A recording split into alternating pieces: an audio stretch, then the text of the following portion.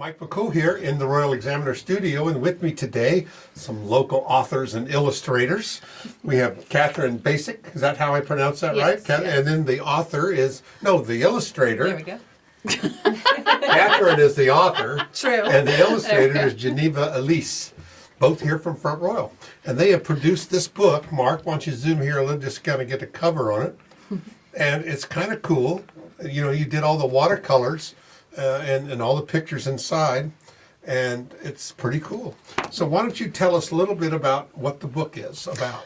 Great. So the book is actually the first in a series called the Castle by the Stoplight series, The Shepherd Boy and His Flute. And the whole idea is about a castle that can tell stories of its past.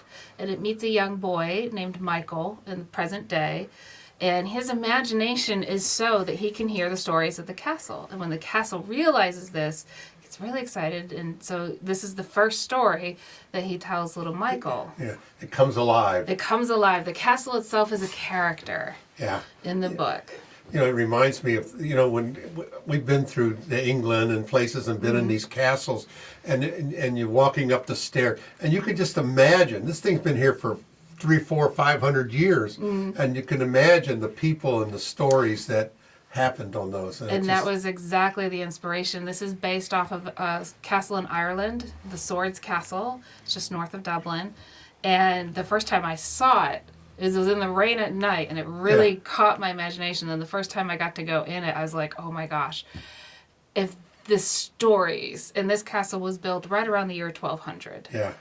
So it's pretty ancient. Amazing. It's interesting. I'm thinking though that these people in that era had to be small, because I'm walking up the staircase and I get to a point where I can't go any farther. Yes. I got to turn around and go back down. Everything is narrow. There's a tower you can go up, and it's a spiral staircase. And I'm like, one step at a time, two hands. Yeah, it's amazing. And again, it's funny when you travel through Europe and you go to these kind of places. You know, there's no such thing as handicap access. No. And, not in the castles. And there's nothing. There's no safety nets, and right. You can walk on the wall. You know, and it's down 200 feet, and. Yeah, but it's amazing and so inspirational for stories. But the stories. Yeah. I mean, if you have any imagination at all, and you watch some of these movies that are depicted, like castles and knights and damsels in distress and things, and you see those stories, but then you can just think about, just amazing. Yeah, and that was the whole idea, is that the castle's going to tell the stories of just the people. That this person could have lived there, could have been a shepherd boy. Could have been. Who took care of the sheep, but outside the walls, and there was, and so I drew the inspiration. It's like, inspired by the one castle, but it's just everything about Ireland kind of came into this castle for me. So are you going to be using the same castle for the stories? The Castle by the Stoplight. So literally, when I first walked onto this castle, I noticed it at a bus stop.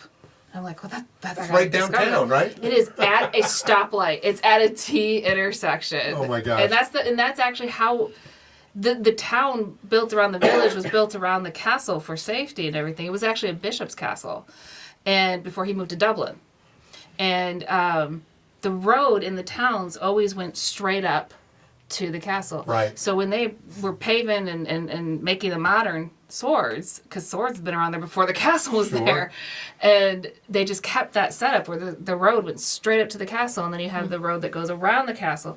So you have a stoplight T intersection in front of an ancient castle. So you have modern right by ancient, and it just blew my mind. I literally have a video of me just going, ancient castle, stoplight, ancient castle. And that's how I got the series name of The Castle by the Stoplight. How did she inspire you for these graphics? Oh, gosh. So, Kat and I started working about a year or so ago on these, and she came with a story written and an idea, having checked with a couple other illustrators. And I actually got to see the vacation photos, which helped, from that trip that was so inspiring too, right? Yeah. And then I agreed that I thought I could take this on, but it might take until the summer, what I mean, until I'd have time to work on it. And then I think I got stuck for a little while in like the minutia of like the research. Like, okay, this was a Norman castle, so That's the wrong sword. And that's right, Yeah, right, that's like the rocks would have come Okay. from this quarry, and they're not this color. Right, You know what I right. mean? And then what kind of shoes would what color I were the know, shoes? yeah. Were they carved She from? really, you actually, know? it's very historical pictures. So the story itself was an era, and her pictures just bring the historical aspect into it. Yeah. Because I know you brought this big stack of watercolors in, and can we Like scan these? A box full, exactly. No, very appreciative that we could scan them here to get Yeah, them to the yeah, that's publisher great. as well. Well, you've done a great job, and I think so. You have something coming up, a story time at the library. In February. In February, Okay. we'll have a story time at the library with a theme of castles, and we're going to invite Kat to come read this book there. Yeah. Oh, that'd be a lot of fun. Yeah. I'm really excited about that. Yeah. And I'm really hoping that we definitely want to do a reading for it around St. Patrick's Day and have like a big celebration around Uh-huh. it. And I really want to start and get a book fair kind of going Okay. here, maybe in town for local authors and things like that, Yeah. where we can all kind of come and share our books and become more aware, the town can become more aware of its local Yeah, authors and yeah. supporting that.